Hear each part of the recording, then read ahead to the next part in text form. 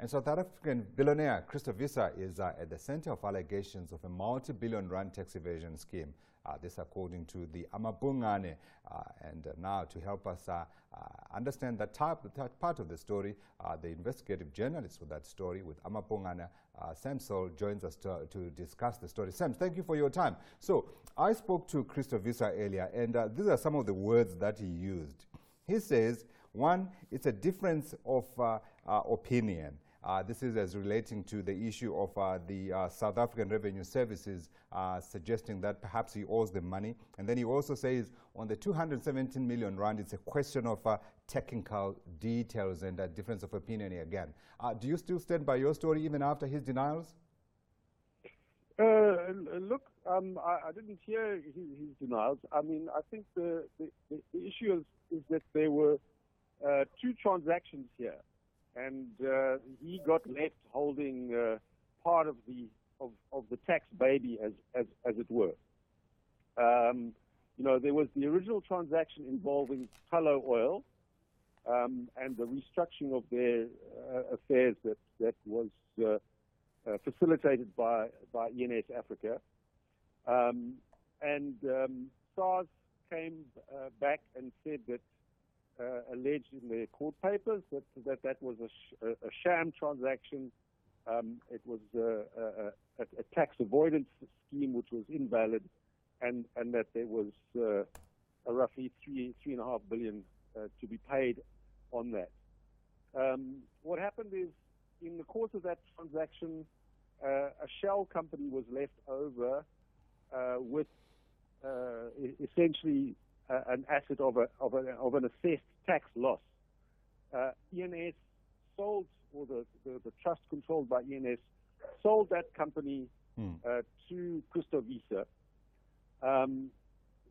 Wiese made use of the tax loss that was then disallowed by SARS, and he settled that matter. But because it was the same company that had been involved in the original Tullow transaction, they went after him for the remaining asset in that company, which was 217 million. Right. That asset was moved out before SARS could lay its hands on it. Yeah. And that's what this case is about. They are saying that that asset was dissipated to prevent them from getting their hands on it. Yeah. And Mr. Wiese obviously says no, he had no reason to believe that there was a genuine tax debt, and there was no intent to dissipate the assets. Yeah.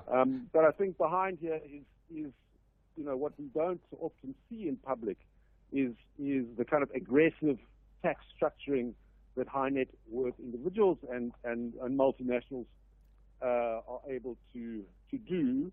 And the question is, you know, to what extent that is legitimate and justified. Yeah, I suppose perhaps to an extent the real story here might well lie with ENS, because from his perspective, from how he explained it to me, and of course, I mean, this is no defense of him, but it does sound like he bought into it, realized that things were not above board and moved out, and then SARS, obviously in search of trails, picked this up and is trying to see if it has got a case.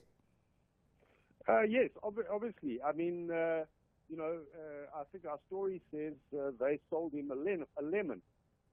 It was a very bad deal for him, both in terms of eventually the, you know, the assessed loss, which didn't turn out to, you know, he had to reach a settlement with SARS, and in terms of now the current fallout from SARS attempts to go after whoever around that original Tullow deal.